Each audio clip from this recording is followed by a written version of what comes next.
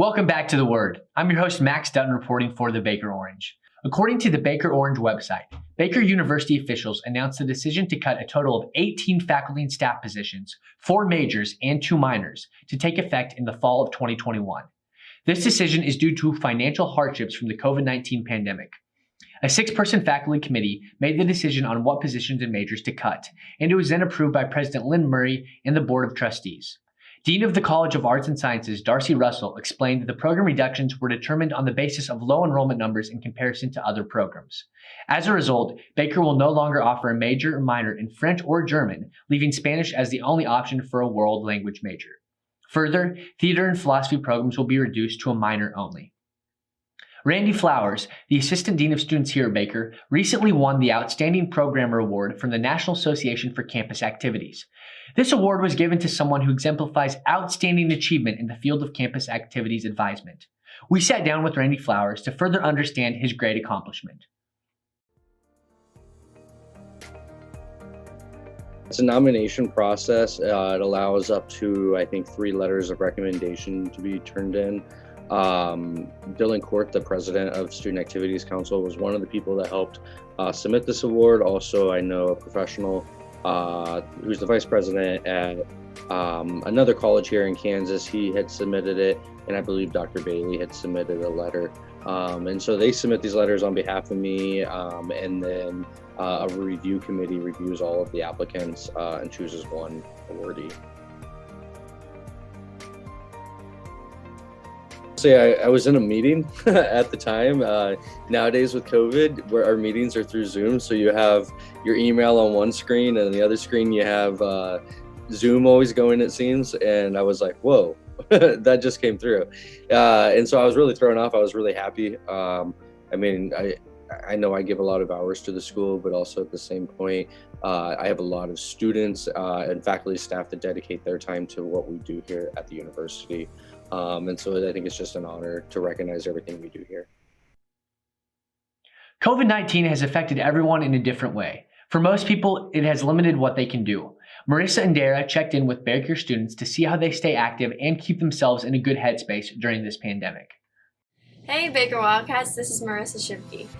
During this pandemic, a common feeling among students and faculty is the lack of energy to fulfill obligations, such as school, teaching, athletics, and work. While this may be the cause, one Baker professor has used her experience to gain a new perspective on life. One lesson I learned during the pandemic was adaptability and patience. I'm not a super patient person, and I'm pretty strict and schedule-oriented and regimented, and I think the pandemic taught me that I need to just let go of schedules and plans a little bit and live more in the moment, which was a very hard lesson, but it's one I'm learning, and it's actually proving to be really valuable. And then patience, because things change weekly, daily, and though that used to upset me, I'm kind of getting used to it, and I think it just makes life more simple and relaxing. The ability to accept change is a helpful skill during these unprecedented times. The change in the availability of social environments allowed for one Baker student to reflect on his views of social interactions. One thing I learned about myself was that I'm not really as social as I thought. I don't know, because I feel like a lot of people miss going out and stuff like that, going out to clubs during the pandemic, but I wasn't one of those. I was fine with being inside and being by myself, so that's one thing I learned. While some feel they don't need much interaction, others feel that the lack of face-to-face communication was detrimental to their mental health. Made it worse in the sense of a social aspect. I wasn't able to hang out with my friends as I normally would, so it kind of made me distance myself even more than what I would have normally. This pandemic has impacted students and faculty differently. We can't predict what will happen next, but we need to realize we aren't alone through this pandemic. We are all here for you. This is Marissa SCHIMKE. See you guys next week. Adam Cook is back for week 2 of the 2-minute drill. Let's see if it actually takes 2 minutes this time. Take it away, Adam. Welcome back to the 2-minute drill. I'm Adam Cook. Let's get the scores rolling. We start off with women's basketball. In the first game this week, the Wildcats fell short against the Mount Mercy Mustangs 71-77. In the last game of their regular season, they fell to the Clark University Pride 79-68. For the men's team, They started off the week strong with an 81-74 win over Mount Mercy. In the next and last game of the season, they topped the Pride in a 66-57 victory. With this win, the Wildcats clinched a third seed in the Heart of America South Division Conference Tournament. Now we'll hustle on over to the recent Heart of America Conference Championships for our Baker indoor track and field teams. This weekend, Baker had 2 conference champions and 22 top 5 finishers, the men finishing 2nd place and the women finishing in 5th. They now will travel to Yankton, South Dakota for the NAIA Indoor National Championships. Congrats to the 2 conference champs, Robert Hubert and Elizabeth Ibadani, and to the rest of the track and field team for a strong showing. The Baker women's wrestling team competed Saturday in the first ever Heart of America Women's Wrestling Conference Championships. The team as a whole finished 2nd place, and Nicole Moore, Morgan McGinnis, and Elisa Robinson became the Baker's first 3 ever Women's Wrestling Conference champions.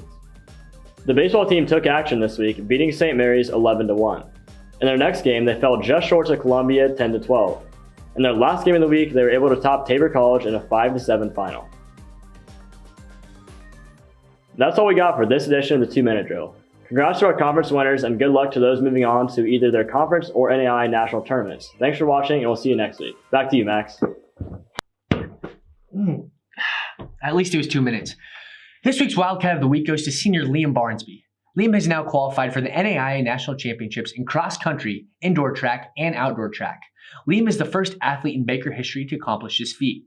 He will be competing on the 4x800 relay next weekend in South Dakota for indoor nationals. Then in April, he'll be running at cross country nationals in Iowa, and in May, he'll be running for the marathon and outdoor nationals in Alabama. For those of you wondering, yes, that is 3 national meets in 3 months. Great work, Liam. Well, there you have it. Thanks for joining us on this episode of The Word. Remember to keep up to date with all things Baker Orange by following us on Instagram, Twitter, Facebook, and YouTube at Baker Orange. While you're at it, you can also follow the Twitter and Instagram page for our show at BU_The Word. See you next week.